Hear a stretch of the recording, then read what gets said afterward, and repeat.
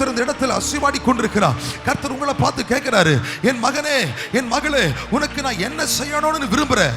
உனக்கு நான் என்ன செய்யணும்? உனக்கு நான் என்ன செய்யணும்? உனக்கு நாங்க என்ன செய்யணும்? அந்த குஷ்டரோகிகள் சொன்னாங்க, ஆண்டவரே, உமக்கு சித்தமானால் எங்களை சுத்தமாக்கும், உமக்கு சித்தமானால் எங்களை சொஸ்தமாக்கும். இன்னைக்கு எத்தனை பேர் கேட்கிறீங்க, ஆண்டவரே எங்களை விடுவி, எங்களை சுகப்படுத்து, எங்களை பலப்படுத்து, எங்கள் ஆத்மாவிலே தைரியத்தை தாரும், எங்கள் உள்ளான மனுஷனுக்குள்ள ஒரு தைரியத்தை தாரும். எத்தனை பேர் கேட்கிறீங்க? நல்ல கரங்களை தட்டி எல்லாரும் உற்சாகத்தோடு நீங்க ஜெபிக்க ஜெபிக்க ஜெபிக்க எல்லா தடைகள் விலகி ஓடுகிறது. ஹல்லேலூயா. உங்க வாழ்க்கை படகிலே ஆண்டவராகிய தேவன் வருகிறார். உங்க வாழ்க்கை படகிலே கர்த்தர் இருக்கிறார். ஜெபிக்கிறீங்களா? ஜெபிக்கிறீங்களா? கண்ணீரோடு அழுகையோடு என் ஜனங்கள் என் சமூகத்திலே வருவார்கள், ஆனால் அவர்கள் திரும்பி போகும் பொழுது ஆனந்த சத்தத்தோடு ஆனந்த மகிழ்ச்சியோடு அவர்கள் வாழ்க்கை திரும்பும், அவர்கள் வாழ்க்கை புறப்படும். ஹல்லேலூயா. ஆடல் பாடல் சத்தத்தோடு மேல வாத்தியத்தோடு கீத சத்தத்தோடு அவர்கள் வாழ்க்கை அனுகிரகிக்கப்படும் என்று கர்த்தர் சொன்னார். நகரம் மண்மேட்டின் மேல் கட்டப்படுகிறது, அரண்மனை முன்போல் நிலைப்படுகிறது.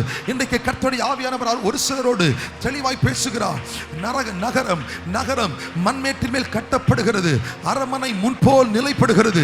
அதாவது நீங்கள் முந்தி இழந்த ஆசீர்வாதங்கள், முந்தைய நாட்கள் இழந்து போன நன்மைகள், முந்தைய நாட்கள் இழந்து போன ஐஸ்வர்யங்கள், முந்தைய நாட்கள் இழந்து போன கிருபைகள், முந்தைய நாட்கள் இழந்து போன பலங்கள், முந்தைய நாட்கள் இழந்து போன ஆவிக்குரிய அனுபவங்கள், உலக பிரகாரமான ஆசீர்வாதங்கள், இவைகளை எல்லாம் எங்கள் தேவனாகிய கர்த்தர் உங்களுக்கு தரும்படி உங்கள் பேரிலே உங்கள் மேல் அவர் நினைவாயிருக்கிறார்.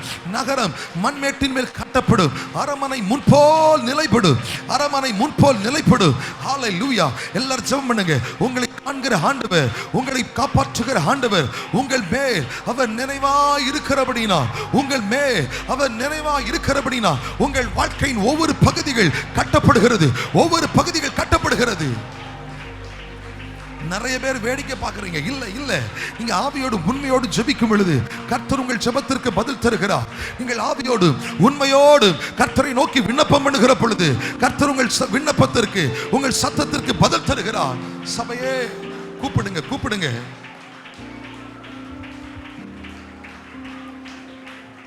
எலியா என்கிற மனுஷன் நம்மை போல பாடு உள்ளவனாக இருந்த போதிலும் அவன் கருத்தாய் ஜெபம் பண்ணினான் என்று வேதம் சொல்கிறது. இன்னைக்கு நீங்க கருத்தாய் ஜெபிக்கும் பொழுது, கருத்தான விண்ணப்பங்களை ஏறெடுக்கும் பொழுது, கருத்தான ஜெபத்தை தேவ சமூகத்திற்கு நேராக நீங்கள் செலுத்தும் பொழுது, நீங்கள் கர்த்தரை நோக்கி கூப்பிடும் பொழுது உங்கள் வேண்டுதல்கள் கேட்கப்படுகிறது, உங்கள் விண்ணப்பங்கள் கேட்கப்படுகிறது. நல்ல கரங்களை தட்டி எல்லாரும் வாய்களை திறந்து ஜெபிங்க, ஜெபிங்க. இது உங்க ஜெப நேரம். நீங்கள் ஆவியில பலப்படுகிற நேரம். அந்தகார சக்திகள் உங்களை விட்டு புறப்பட்டு வெளியே போகிற நேரம். சத்துருவின் குறிகள் அழிக்கப்படுகிற நேரம். நீங்கள் அதிகாரத்தோடு ஜெபிக்கும் பொழுது உங்களுக்கு விரோதமாக எழும்பி வருகிற எல்லா பொல்லாத சக்திகள் உங்களை விட்டு விலகி ஓடுகிற நேரம்.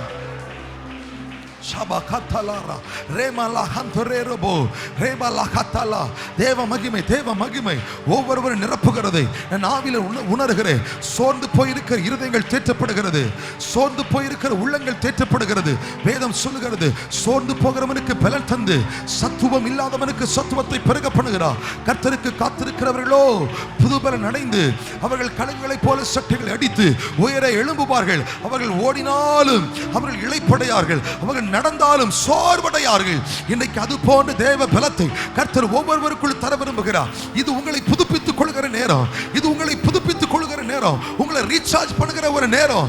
எல்லாரும் கேளுங்க, ஆண்டவரே இந்த வாரம் முழுவதுமாய் நாங்கள் தொடர்ந்து ஓட வேண்டிய, இந்த மாதம் முழுவதுமாய் இந்த வருஷத்தின் மீதமுள்ள நாட்களிலே நாங்கள் தொடர்ந்து ஓட வேண்டிய எங்களுக்குரிய பலத்தை பரலோகத்தின் தேவன் எங்களுக்கு தருவீராக.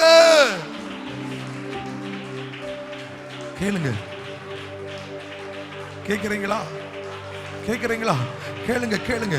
ஒவ்வொருவரையும் கர்த்தர் ஆவியில பலப்படுத்தி கொண்டிருக்கிறார். ஒவ்வொருடைய வாழ்க்கையில் இருக்கிற எல்லா கேள்விக்கான பதிலை கர்த்தர் தந்து கொண்டிருக்கிறார். உங்களுக்குள்ளான மனிதனை கர்த்தர் புதுப்பித்துக் கொண்டிருக்கிறார். ஹல்லேலூயா. நீங்க சோர்ந்து போக வேண்டாம். அதி சீக்கிரத்தில் நீங்குகிற இந்த லேசான உபத்திரவங்கள், நீங்கள் சந்தித்துக் கொண்டிருக்கிற உபத்திரவங்கள் மிக சீக்கிரமாய் விலகி போகும் என்று கர்த்தருடைய ஆவியானவர் திருவுளம் பற்றுகிறார். நீங்கள் சந்தித்துக் கொண்டிருக்கிற உபத்திரவங்கள் நீங்கள் இப்பொழுது எதிர்த்து எதிர்கொள்ளுகிற நீங்கள் இப்பொழுது எதிர்கொள்ளுகிற ஒவ்வொரு உபத்திரவங்களும் அவைகள் லேசான உபத்திரவங்கள், அவைகள் சீக்கிரமாய் உங்களை விட்டு அகன்று போகும் என்று கர்த்தருடைய பரிசுத்த ஆவியானவர் சபைக்கு விளம்புகிறார். கர்த்தருடைய பரிசுத்த ஆவியானவர் சபைக்கு சொல்லுகிறார், ஹல்லேலூயா, இது லேசான உபத்திரவம், இது உங்களை விட்டு விலகி போக போகிறது. ஜெபிங்க ஜெபிங்க. இன்றைக்கு துக்கத்தோடு ஆண்டவரே என்று கூப்பிடுகிற அநேகருடைய ஜெபங்களுக்கு பதில் வருகிறது. இயேசுவே என்று கூப்பிடுகிற அநேகருடைய விண்ணப்பங்களுக்கு பதில் வருகிறது. ஹல்லேலூயா. அநேகருடைய வேண்டுதலுக்கு பதில் வருகிறது. ஹல்லேலூயா. ஸ்தோத்திரம் ஸ்தோத்திரம் ஸ்தோத்திரம் ஸ்தோத்திரம். அநேகருடைய விண்ணப்பங்கள் கேட்கப்படுகிறது. அநேகருடைய சரீர சுகவீனங்கள் மாற்றப்படுகிறது. அநேகருடைய வேதனைகள் நீங்கி நீங்கள் சுகமாக இருக்கிறீர்கள். அநேகருடைய மனதை சிறைப்படுத்தி வைத்திருக்கிற பொல்லாத சத்துருவின் கட்டுகள் மனதிலிருந்து விலகி போகிறது. இப்போ இந்த நேரத்திலிருந்து அநேகருடைய சிந்தனை மண்டலங்கள் இப்பொழுது புதுப்பிக்கப்படுகிறது. அநேகருடைய சிந்தனை மண்டலங்கள் இப்பொழுது விடுதலையாக்கப்படுகிறது. சத்ருவினால் அவனுடைய கட்டுகளால், ஹல்லேலூயா, மந்திரவாத வல்லமைகளால் சிறைப்படுத்தப்பட்டு கட்டி வைக்கப்பட்ட எல்லா பொல்லாத வல்லமைகள் இயேசுவின் நாமத்தில் இப்பொழுது செயலிழந்து போகிறது. ஜெபிங்க ஜெபிங்க ஜெபிங்க ஜெபிங்க. தலைமுறை தலைமுறையாய் பின்தொடர்ந்து வருகிற சாபத்தின் கட்டுகளையும் பாவத்தின் வல்லமைகளையும் கர்த்தர் இப்பொழுது நிர்மலமாக்கி கொண்டிருக்கிறார். உங்களை விட்டு அகற்றி கொண்டிருக்கிறார். எங்கள் வாழ்க்கையில எப்போது ஒரு விமோசனம் வரும், எப்பொழுது ஒரு விடிவு காலம் வரும், எப்பொழுது ஒரு நீர்ப்பாய்ச்சலான தோட்டத்தை போல என் வாழ்க்கை மாறும், எப்பொழுது ஹல்லேலூயா முத்திரிக்கப்பட்ட, எப்பொழுது பாதுகாக்கப்பட்ட பட்டணமாய் பாதுகாக்கப்பட்ட தோட்டமாய் என் வாழ்க்கை மாறும் என்று சொல்லி ஜெபித்துக் கொண்டிருக்கிற அத்தனை பேருடைய ஜெபத்திற்கு கர்த்தர் பதில் தருகிறார். என் மகனே, என் மகளே, இந்த நாள் முதற்கொண்டு கர்த்தர் உங்களுக்கு அற்புதத்தை செய்து உங்களை விடுவிக்கிறபடினா உங்கள் வாழ்க்கை கட்டி எழுப்பப்படுகிறது. ஹல்லேலூயா ஹல்லேலூயா ஹல்லேலூயா. என் வாழ்க்கை முடிஞ்சிருச்சுன்னு நீங்க நினைக்கிறீங்க. ஆனா கர்த்தர் சொல்லுகிறார், ஒரு புதிய ஆரம்பத்தின் பிள்ளைகளுக்கு நான் கொடுக்க விரும்புகிறேன். இன்னைக்கு அநேகர் சோர்ந்து போய் வந்திருக்கிறது. என்னுடைய ஆவில உணர்த்தப்படுகிறேன். மனுஷனுக்கு சோர்வுகள் வருகிறது. சில நேரத்தில் இந்த சோர்வுகள் வரும் பொழுது சத்துரு அதை ஒரு ஆயுதமாய் பயன்படுத்தி நம்மை திசை திருப்ப நினைக்கிறான். நம்முடைய வாழ்க்கையை அழைக்க நினைக்கிறான். நம்முடைய வாழ்க்கையை அழித்து போட நினைக்கிறான். கர்த்தருடைய ஆவியானவர் சொல்கிறார், சோர்ந்து போகிறவனுக்கு நான் பலன் கொடுக்கிறேன், சத்துவம் இல்லாதவனுக்கு சத்துவத்தை பெருக பண்ணுகிறேன். சத்துரு உங்கள் காதுகளிலே வந்து உன் வாழ்க்கை முடிஞ்சு போச்சுன்னு சொல்றான். ஆனால் கர்த்தருடைய ஆவியானவர் சொல்கிறார், ஒரு புதிய ஆரம்பம் உங்களுக்கு வருகிறது, ஒரு புதிய துவக்கம் உங்களுக்கு வருகிறது, ஒரு புதிய பலன் வருகிறது, ஒரு புதிய அபிஷேகம் வருகிறது, ஒரு புதிய கிருபை வருகிறது. ஹல்லேலூயா. கர்த்தருக்கு காத்திருக்கிறவர்கள் எப்படி எழும்புவார்களாக தெரியுமா? கழுகுகளை போல எழும்புவார்கள். அவர்களுக்கு புது பலன் வருகிறது, அவர்களுக்கு புது பலன் வருகிறது. இன்னைக்கு கர்த்தருடைய ஆவியானவர் ஒவ்வொருவருக்கும் புது பலன் புது பலன் புது பலன்.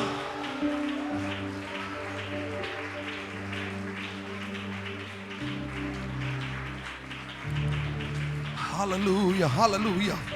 புதுபலன் புதுபலன் புதுபலன். ஒவ்வொருவரையும் தேவன் தம்முடைய வல்லமையினால் புது பலத்தினால் அவர் நிரப்புகிறார், புது வல்லமையினால் அவர் நிரப்புகிறார், புது கிருபையினால் நிரப்புகிறார். சோர்ந்து போயிருக்கிற உள்ளங்கள் இப்பொழுது தேவ பலத்தால் தேற்றப்படுகிறதை நான் ஆவியில உணர்கிறேன். நல்ல ஸ்தோத்திரம் பண்ணுங்க. ஸ்தோத்திரம். கட்டுகள் உடைக்கப்பட்டதுனா நல்ல கரங்களை தட்டி எல்லாரும் ஆண்டவரை மகிமைப்படுத்துவோமா? எல்லாரும் ஆண்டவரை ஸ்தோத்திரம் பண்ணுவோம். எல்லாரும் முழு பலத்தோடு. ஹல்லேலூயா. வேதம் சொல்லுகிறது, எவ்வளவுதான் நாம போதும்னு சொன்னாலும், போதும் ஆண்டவரே, என் வாழ்க்கை போதும், கஷ்டம் தாங்க முடியல, வேதனைகளை தாங்க முடியல, உபத்திரவத்தை தாங்க முடியல, எனக்கு எதிராக எழுப்பி வருகிற சூழ்ச்சிகளை தாங்க முடியல, எலியாவை போல போதும் ஆண்டவரே என்று சொல்லுகிற அநேகர் இங்கே இருக்கிறதை நான் ஆவியில் உணர்கிறேன். கர்த்தர் உங்களை பார்த்து சொல்றாரு, இல்ல ஒரு புதிய துவக்கம் உங்களுக்குள் இருக்கிறது. இந்த மங்கி எரிகிற திரி அணைந்து போவதில்லை. இந்த மங்கி எரிகிற திரியை நான் பிரகாசமாக எரிய பண்ண போகிறேன். இந்த மங்கி எரிகிற திரி அநேகருக்கு வெளிச்சம் கொடுக்க போகிறது. இந்த மங்கி எரிகிற திரி அநேகருக்கு கலங்கரை விளக்காய் மாற்றப்பட போகிறது. எத்தனை பேர் ஆமென் என்று சொல்லி ஏற்றுக்கொள்கிறீர்கள்? மங்கி எரிகிற திரியை அணைக்காத ஆண்டவர், மங்கி எரிகிற திரி திரியை அணைக்காத ஆண்டவர் உங்க வாழ்க்கை முடிந்து போகாது. மங்கி எரிகிற திரி இப்பொழுது அணைந்து போகாது. நீங்க தான் கலங்கர விளக்காய் மாற போகிறீங்க. அநேகருக்கு வழி காண்பிக்கிற ஒரு கலங்கரை விளக்காய் உங்கள் வாழ்க்கை மாற்றப்படுகிறது. அப்படியே நாம் எழுந்து நின்று சொல்லுவோமா? எனது விளக்கு எரிய செய்தி இரவை பகலாக்கினி, எனது விளக்கை எரிய செய்தி இரவை பகலாக்கினி. எரிந்து கொண்டே இருப்பேன், எரிந்து கொண்டிருப்பேன் எப்போதும் உமக்காய் என் ஜீவன் பிரியும் வரை. சொல்றீங்களா? எரிந்து கொண்டிருப்பேன்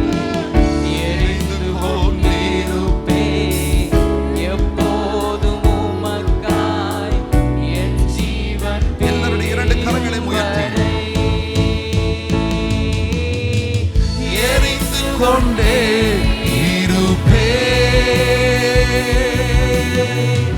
எப்போதுமே உமக்காய்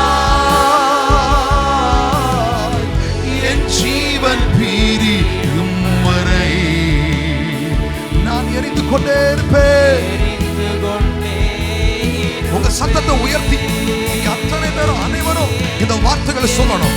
கர்த்தருடைய ஆவியானவர், எலியாவை நடத்தின ஆவியானவர் உங்களோடு இணைப்பட்டுக் கொண்டிருக்கிறார். எலியாவை பலப்படுத்தின ஆவியானவர் உங்களோடு இணைப்பட்டுக் கொண்டிருக்கிறார். நீங்க எவ்வளவுதான் போதும் போதும் போதும்னு சொன்னாலும் கர்த்தர் இல்ல இல்ல இல்ல, இன்னும் நீ போக வேண்டிய தூரம் வெகு தூரம் என்று சொல்கிறார். இன்னும் நீங்க போக வேண்டிய தூரம் வெகு தூரம் என்று சொல்கிறார்.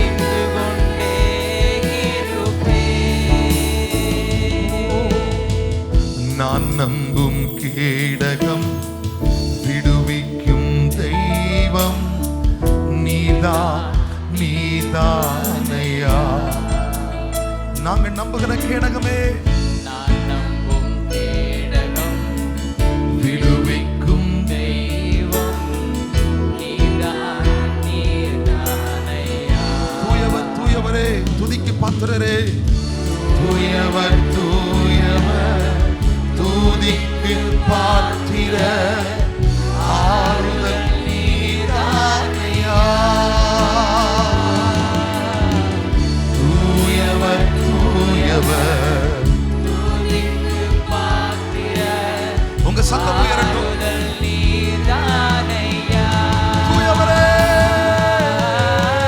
தூயவர் தூயவரே துதிக்கு பாத்திரரே. ஆறுதல் நீதானையா. ஆறுதல் நீங்கதான்ப்பா. எங்களுக்கு எல்லாம் ஆறுதல் நீங்கதான். எங்களுக்கு வேறு யாரு? தூயவர் நீங்கதான். எங்களுக்கு நீங்கதான். எங்களுக்கு நீங்கதான். எங்களுக்கு நீங்கதான் ஆறுதல். எங்களுக்கு நீங்கதான் ஆறுதல். எங்களுக்கு நீங்கதான் ஆறுதல். எங்களுக்கு நீங்கதான் ஆறுதல் அப்பா. துதிக்கு பாத்திரரே. ஆறுதல் நீதானையா. ஹல்லேலூயா. தூயவர் தூயவரே. இன்னைக்கு ஒரு சிலர் மறுபடியும் ஆண்டவர் உணர்த்தினதால சொல்றேன். சில இயேசுபேரின் வார்த்தைகளுக்கு பயந்து, சிலருடைய சூழ்ச்சிகளுக்கு பயந்து,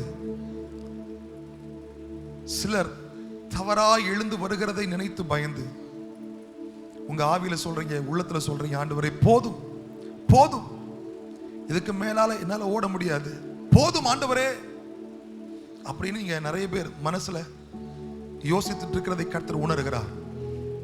உங்களை எல்லாம் பார்த்து கர்த்தர் என்ன சொல்ற தெரியுமா? நீ போக வேண்டிய தூரம் வெகு தூரம், இன்னும் நீ ஓட வேண்டிய ஓட்டம் வெகு தூரம், செய்ய வேண்டிய காரியங்கள் ஏராளம், இன்னும் நீ நடைமுறைப்படுத்த வேண்டிய காரியங்கள் ஏராளம். இதற்கல்ல, இதோடு உன்னுடைய வாழ்க்கை முடிவதற்கல்ல நான் உன்னை அழைத்தது. உன்னுடைய வாழ்க்கை நான் கொண்டு செய்ய நினைத்த காரியங்கள் ஒவ்வொன்றையும் நிறைவேற்றி முடிக்கிறது வரையிலும் நான் உன்னை விட்டு விலக மாட்டேன், உன்னை கைவிட மாட்டேன், உன்னை விட்டு விலக மாட்டேன். நீ பலம் கொண்டு திடமனதா இரு.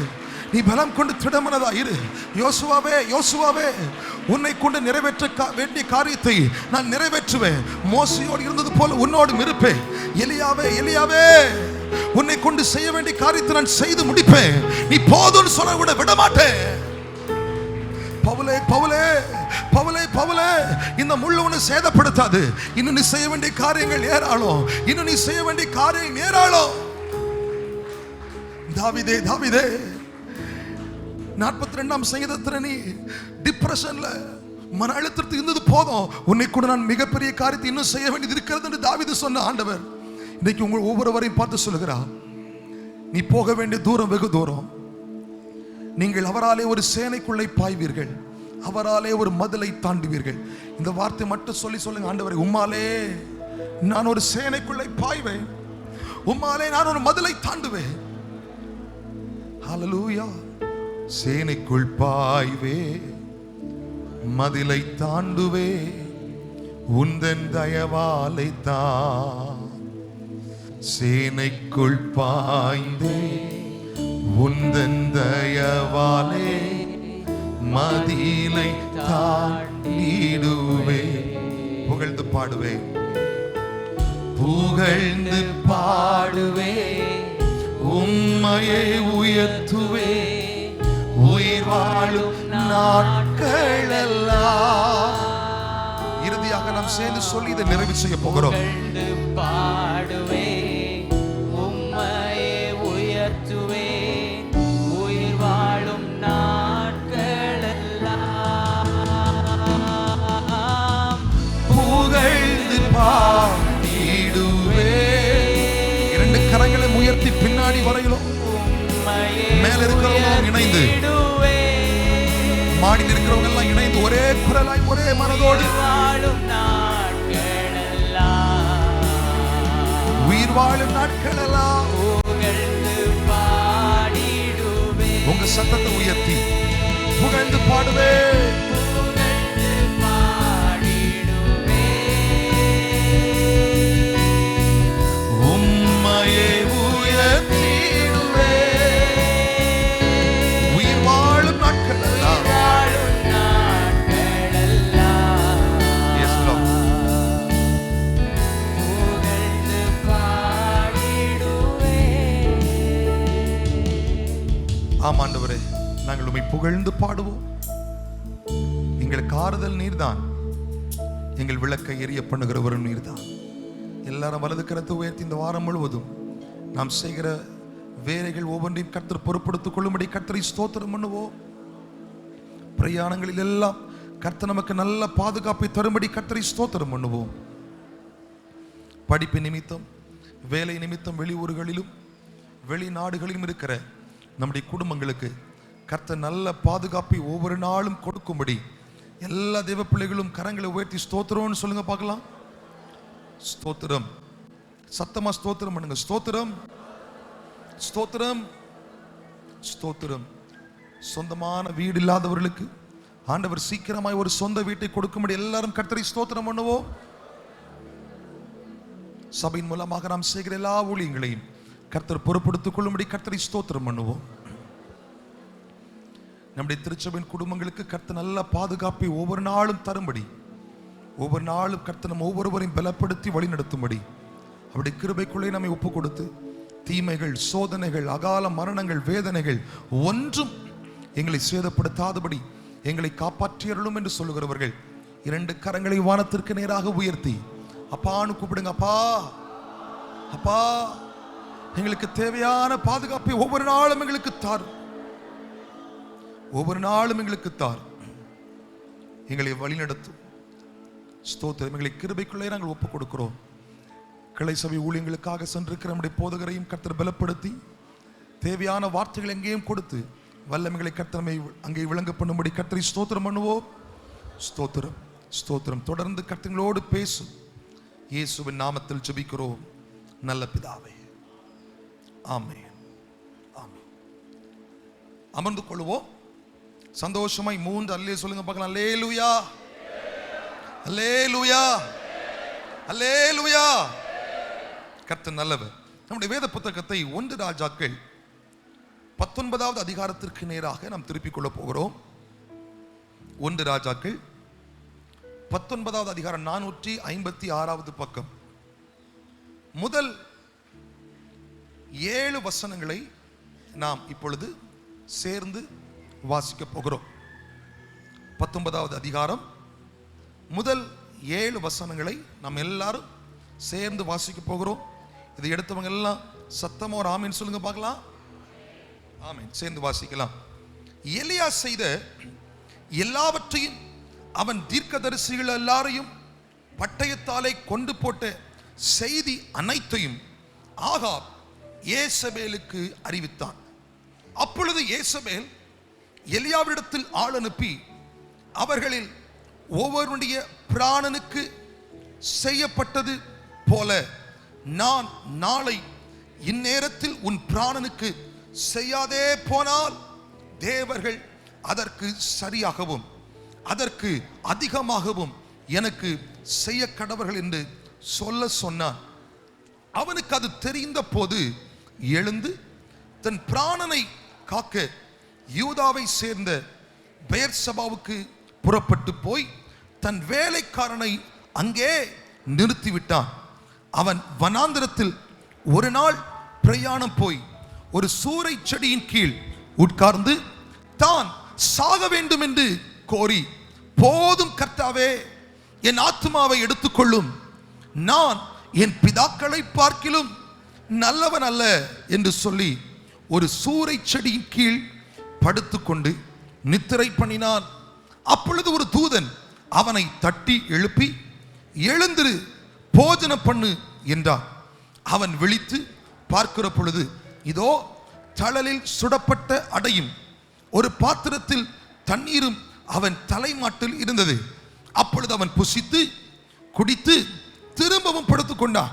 கர்த்தருடைய தூதன் திரும்ப 2ஆம் தரம் வந்து அவனை தட்டி எழுப்பி, எழுந்திருந்து போஜனம் பண்ணு, நீ பண்ண வேண்டிய பிரயாணம் வெகு தூரம் என்றான். கரங்களை உயர்த்தி எல்லாரும் கர்த்தரை ஸ்தோத்திரம் பண்ணுங்க பார்க்கலாம். ஸ்தோத்திரம் பண்ணுங்க. அல்லேலூயா. உங்க பக்கத்துல 2 பக்கம் பார்த்து சொல்லுங்க, நீங்கள் போக வேண்டிய தூரம் வெகு தூரம். சத்தமா எல்லாரும் உங்க பக்கத்துல பார்த்து 2 பக்கம் திரும்பி சொல்லுங்க, நீங்கள் போக வேண்டிய தூரம் வெகு தூரம். உங்களுடைய பிரயாணம் இன்னும் ரொம்ப தூரம் இருக்குது, அது முடிந்து போகல. அல்லேலூயா, அல்லேலூயா. இங்கே கர்த்தருக்காய் வைராக்கியமாய் நின்ற, ஆண்டவருக்காய் தைரியமாய் நின்று செயல்பட்ட ஒரு மிகப்பெரிய ஒரு தீர்க்கதரிசி குறித்து தான் வேதம் சொல்கிறது. 17ஆம் அதிகாரம் 18ஆம் அதிகாரத்திலே நீங்கள் வாசித்து பார்த்தால் இதே எலியா தான் ராஜாவுக்கு முன்பதாய் தோன்றி சொல்கிறார், ராஜாவே, நீ செய்கிறது சரியில்லை. அந்நிய தேவர்கள் இங்கே இஸ்ரவேலை வணக்கப்படுகிறார்கள், அவர்கள் ஆராதிக்கப்படுகிறார்கள். இஸ்ரவேல் ஜனங்கள் அந்நிய தேவர்களுக்கு நேராய் திருப்பப்பட்டு வருகிறார்கள் என்று ராஜாவை பார்த்து எச்சரிக்கிற ஒரு தீர்க்கதரிசியாய் யார் செயல்பட்டது? நாம் வாசித்த இந்த எலியா செயல்பட்டார். அல்லேலூயா. ஒரு கட்டத்தில் சொல்றாரு, என் வாக்காலே அன்றி வாக்கின்படியே வானத்திலிருந்து மழையும் வராது, பனியும் பெய்யாது. 17, 18 நீங்க வாசித்து பார்த்தீங்கன்னா ஆகாப் இந்த தீர்க்கதரிசியை பார்த்து என்ன சொல்றான் தெரியுமா? இஸ்ரவேலை கலங்க பண்ணுகிறவன் நீதான் அப்படின்னு எனக்கு தெரியும் அப்படின்னு எலியாவை பார்த்து ஆகாப் ராஜா பயப்படுகிற அளவு எலியாவை கர்த்தர் வல்லமையாய் பயன்படுத்தினார். எலியா வைராக்கியமாய் தேவனுக்காய் நின்றான். எத்தனையோ அற்புதங்களை செய்தான். வானத்தை அடைத்து போட்டார். தேவனுடைய போஷிப்பை கேரி தாற்றங்கரையிலே பெற்றார். அப்படியே ஓடி போய் சாரிபாத்தில் இருக்கும் பொழுது அந்த பஞ்சகாலம் முழுவதும் போஷிக்கப்படுவதற்கு இந்த தீர்க்கதரிசி மூலமாய் ஒரு வழி ஏற்படுத்தப்படுகிறது.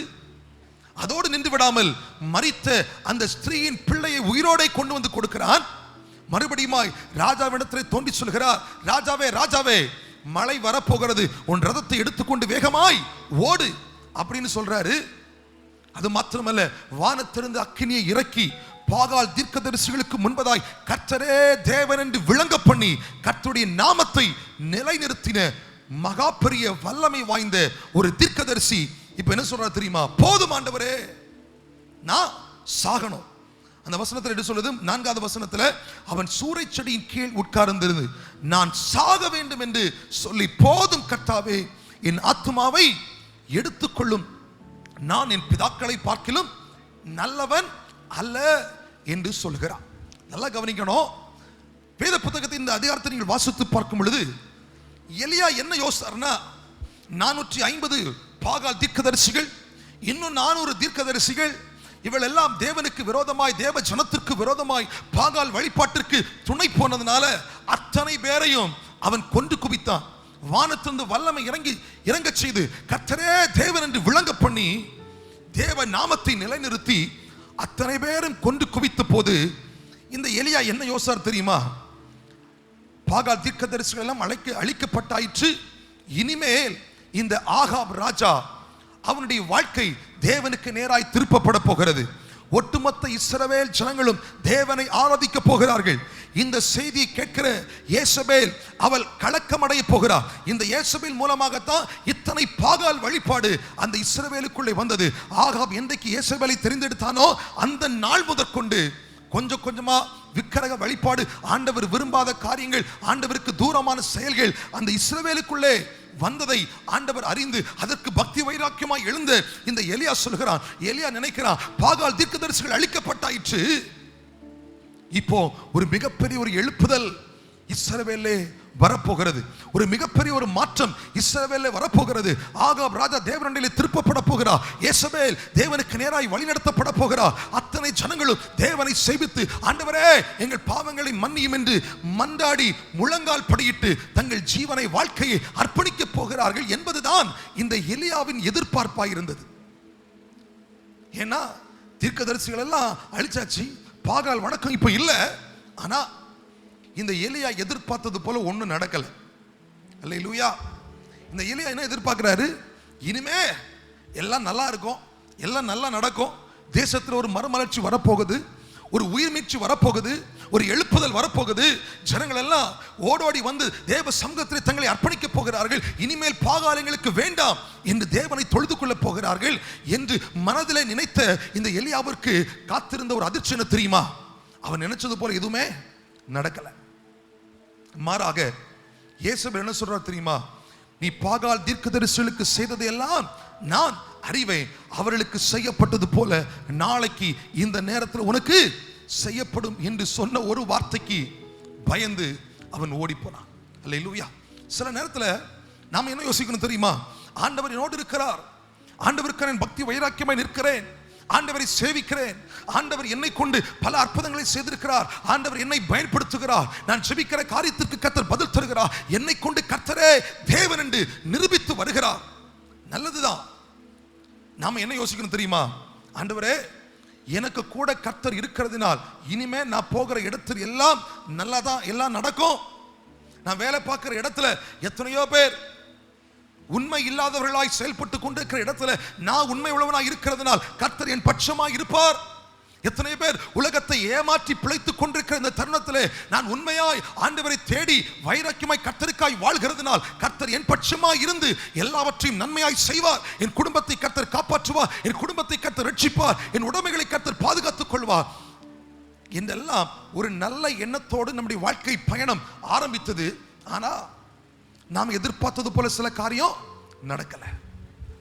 நாம் எதிர்பார்த்தது போல நம்முடைய வாழ்க்கையில மாற்றம் வரல, நம்முடைய குடும்பத்தில் மாற்றம் வரல, நம்முடைய பிள்ளைகளுடைய வாழ்க்கையில மாற்றம் வரல, நம்முடைய குடும்பத்தில் அற்புதம் நடக்கல. எதிர்காலத்துக்குரிய காரியங்கள் எல்லாம் கண்களுக்கு முன்பதாய் ஒரு கேள்விக்குறியாய் மாற்றப்பட்டு கொண்டிருக்கிறது. எதிர்பார்த்தது எதுவுமே எதிர்பார்த்தது வண்ணமாய் நடக்கல. எலியாவை போல சோர்ந்து போயிருக்கிறீங்களா? கர்த்தர் இன்றைக்கு உங்களை பார்த்து சொல்றாரு, நீங்க போக வேண்டிய தூரம் வெகு தூரம். அல்லேலூயா. உங்க பக்கத்துல பார்த்து மறுபடியும் சொல்றேங்க, நீங்க போக வேண்டிய தூரம் வெகு தூரம், நீங்க போக வேண்டிய தூரம் வெகு தூரம். நம்ம எல்லாம் யோசிக்கிறோம், ஆண்டவரே கர்த்தர் என்னோடு கூட இருக்கிறதுனால தான் இவ்வளவு நாள் ஜீவிக்கிறேன், அற்புதம் நடக்குது, மாற்றங்கள் வருது, என் குடும்பத்தில் உயர்வுகள் வந்தது, என் தனிப்பட்ட வாழ்க்கையில் அற்புதம் நடந்துச்சு. இதெல்லாம் பயன்படுத்தி ஏதோ ஒரு பெரிய சமுதாய மாற்றத்தை ஏற்படுத்தலான்னு நான் நினைச்சேன், என் குடும்பத்தையே மாற்றி அமைத்தலாம் நினைச்சேன். ஆனா ஒன்றும் நடக்கல, ஒன்றும் நடக்கல. அப்படிதான் எலியாவுடைய வாழ்க்கையில நடந்து கொண்டிருக்கிறது. நினைச்சது எதுவுமே நடக்கல. மாறாக இயேசுவர் என்ன சொல்றார் தெரியுமா? நீ அந்த பாகால் தீர்க்கதரிசிகளுக்கு செய்தது போல நாளைக்கு இந்நேரம் உனக்கு செய்யப்படும் என்று ஆள் அனுப்பினதுனால இவன் பயந்து ஓடி, வேதம் சொல்கிறது, தன் பிராணனை காக்க யூதாவை சேர்ந்த பெயர்சபாவுக்கு அவன் புறப்பட்டு போய் தன் வேலைக்காரனை அங்கே நிறுத்திவிட்டான். அவன் வனாந்திரத்தில் ஒரு நாள் பிரயாணமாய் போய் ஒரு சூரை செடியின் கீழே உட்கார்ந்து தான் சாக வேண்டும் என்று கோரி, போதும் கர்த்தாவே, என்னை எடுத்துக்கொள்ளும், நான் என் பிதாக்களை பார்க்கலும் நல்லவன் அல்ல என்று சொல்லி அவன் அழுது புலம்பிக் கொண்டிருந்தான். அல்லேலூயா, அல்லேலூயா. எவ்வளவு பெரிய எலியா, எவ்வளவு பெரியது ஒரு தீர்க்கதரிசி. ஆனால் இயேசுவின் வார்த்தைகள் அவனை கலக்கமடைய பண்ணினது. ஆகாப் சொல்கிறான், இஸ்ரவேலை கலங்க பண்ணினவன் நீ அல்லவா, இஸ்ரவேலை கலங்க பண்ணுகிறவன் நீ அல்லவா அப்படின்னு எலியாவை பார்த்து பயந்த ராஜா ஒருவர் இருந்தார். ஆனால் இயேசுவை பார்த்து பயந்து ஓடுகிற ஒரு பெரிய தீர்க்கதரிசி இங்கே வேதம் சொல்கிறது. எல்லாம் சொல்ற, ஆண்டவரே போதும் போதும் போதும், நான் வாழ்ந்தது போதும், என் வாழ்க்கை போதும், இனிமே நான் வாழ விரும்பல, என்னை எடுத்துக்கொள்ளும் என்று சொல்கிறார். இந்த இயேசுவின் ஆவி எப்படிப்பட்ட ஒரு ஆவி தெரியுமா? யாரை வஞ்சிக்கலாம், யாரை விழத்தள்ளலாம், யாருடைய பயணத்தை தடுக்கலாம், யாருடைய ஆவிக்குரிய வாழ்க்கை கீழே இழுத்து தள்ளலாம், யாருக்குரியதை வஞ்சித்து எடுத்து விடலாம், யாரை எப்படி தடுத்து நிறுத்தலாம் என்று ஒரு வஞ்சிக்கிற ஒரு ஆவிதான் இயேசுபேலின் ஆவி. அல்லேலூயா சொல்லுங்க, அல்லேலூயா. இந்த இயேசுபேலின் ஆவிகளுக்கு ஒருபோது நாம் செவி கொடுக்க வேண்டிய அவசியமே இல்லை. எத்தனை பேர் ஆமீன் சொல்றீங்க? உங்க பக்கத்தில் பார்த்து சொல்லுங்க பார்க்கலாம். இயேசுபேலின் ஆவிகளுக்கு ஒரு நாளும் செவி கொடுக்க வேண்டிய அவசியம் இல்லை. ஜஸ்ட் இக்னோர் இட், அவ்வளவு, அதை அப்படியே விட்டுறணும். எத்தனை இயேசுவின் ஆவிகள் எழுந்து வந்தாலும், எத்தனை இயேசுபேல்கள் எழுந்து என்னத்தான் பேசினாலும், அந்த இயேசுபேலுடைய ஆவி நம்ம ஒன்றும் செய்யாது. எத்தனை பேர் ஆமீன் சொல்லுகிறீர்கள்? அல்லேலூயா. வெளிப்படுத்தல் 2:20 நீங்கள் வாசித்து பார்க்கும் பொழுது 18, 19, 20 இந்த இயேசுவின் ஆவி எப்படிப்பட்ட ஆவி தெரியுமா? யார் யாரெல்லாம் ஆண்டவரோடு நெருங்குகிறார்களோ அத்தனை பேரை இழுத்து தள்ளுகிற ஒரு ஆவி. யார் யாரெல்லாம் ஆண்டவருக்கு நேராக தங்கள் பயணத்தை ஓடிக்கொண்டிருக்கிறார்களோ அத்தனை பேருடைய பயணத்தை தடுக்கிற ஒரு ஆவி. விக்கிரகத்தின் வல்லமை கொண்டு வரும், வேசித்தனத்தை கொண்டு வரும், ஏதோ ஒரு கிரியைகளை கொண்டு வரும், எப்படியோ ஏதையோ ஒன்றை செய்து சோர்வை தந்து ஆண்டவருக்கு நேராய் ஓடுகிற ஓட்டத்தை தடுத்து நம்மையும் ஆண்டவரையும் நெருங்க விடாதபடி நம்மை அப்படியே மன அழுத்தத்திற்குள்ளே தள்ளி நம்முடைய வாழ்க்கையை ஆண்டவரை விட்டு பிரிக்கிற ஒரு ஆவிதான் இந்த இயேசுபேலின் ஆவி. அல்லேலூயா. இந்த இயேசுபேலின் ஆவிக்கு ஒருபோதும் பயப்பட வேண்டிய அவசியம் இல்லை, ஒருபோதும் அதை காதுகளில் எடுத்துக்கொள்ள வேண்டிய அவசியமோ இல்லை. சபைக்கு கர்த்தர் சொல்கிற வார்த்தை அதுதான். இயேசுபேலின் ஆவிகள், இயேசுபேல்கள் பேசிக்கொண்டுதான் இருப்பாங்க. இயேசுவின் ஆவிகள் உலகத்தின் முடிவு வரையிலும் இருந்து கொண்டுதான் இருக்கும். இயேசுவின் ஆவிகள் தேவ பிள்ளைகளை வஞ்சிக்கத்தான் நினைப்பார்கள். இயேசுவின் ஆவிகள் தேவ பிள்ளைகளை கொண்டு தேவன் செய்கிற திட்டத்தை தடுக்கத்தான் நினைக்கும். இயேசுவின் ஆவிகள் தேவ பிள்ளைகள் மேல் வைக்கப்பட்டிருக்கிற அபிஷேகத்தை தடுத்து நிறுத்த நினைக்கும். இயேசுவின் ஆவிகள் தேவ பிள்ளைகளை சோர்வடைய பண்ண நினைக்கும்.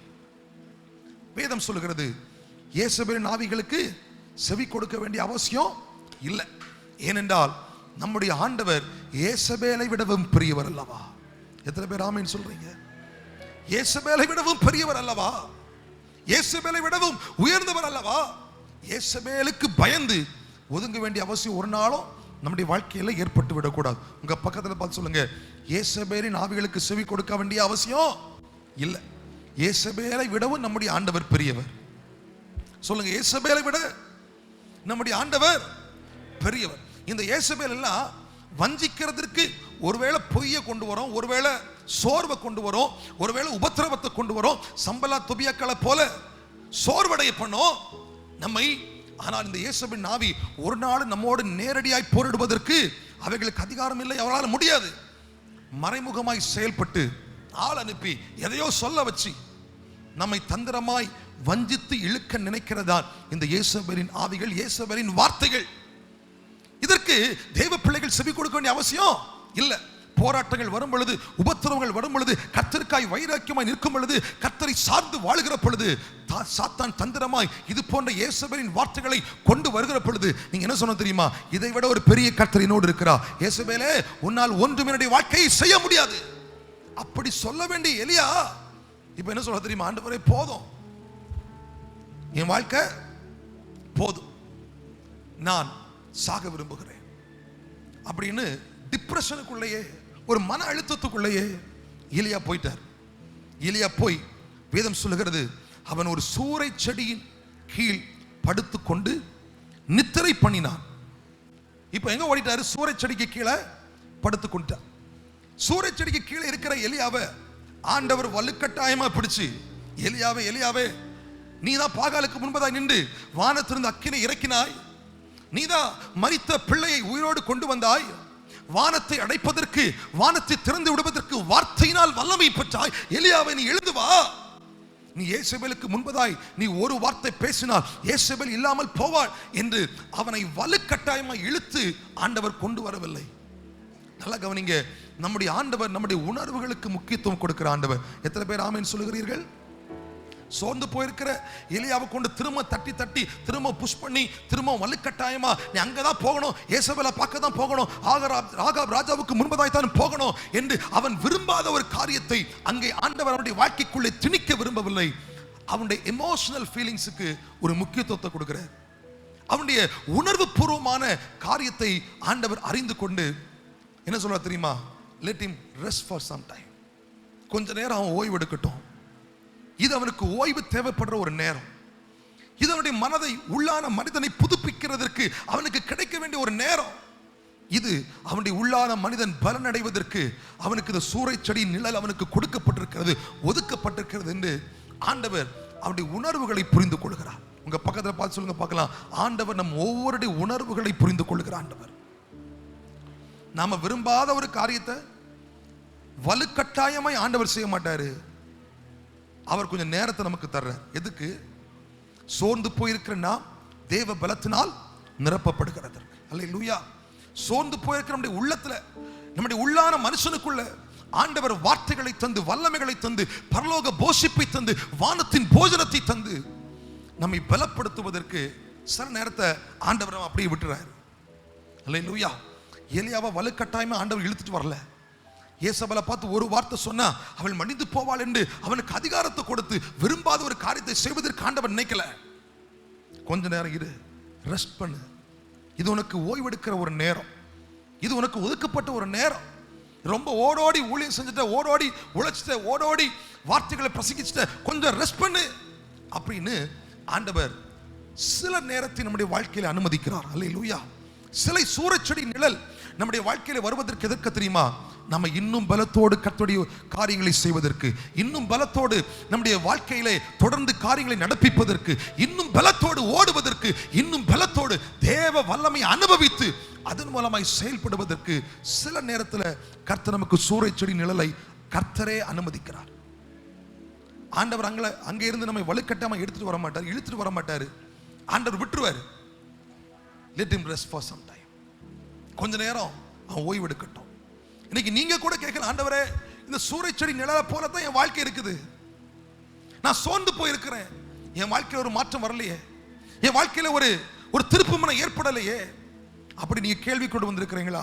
உங்களை பார்த்து கர்த்தருடைய வார்த்தை சொல்கிறேன், கர்த்தர் அனுமதித்த சூறைச்செடி நிழலுக்குள்ள நீங்க இப்ப இருக்கிறீங்க. எதுக்கு தெரியுமா? கர்த்தர் உங்களை பலப்படுத்துவதற்கு அவர் ஆயத்தமாய் கொண்டிருக்கிறார். அல்லேலூயா.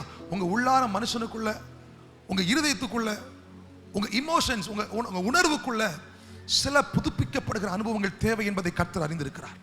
ஹல்லேலூயா.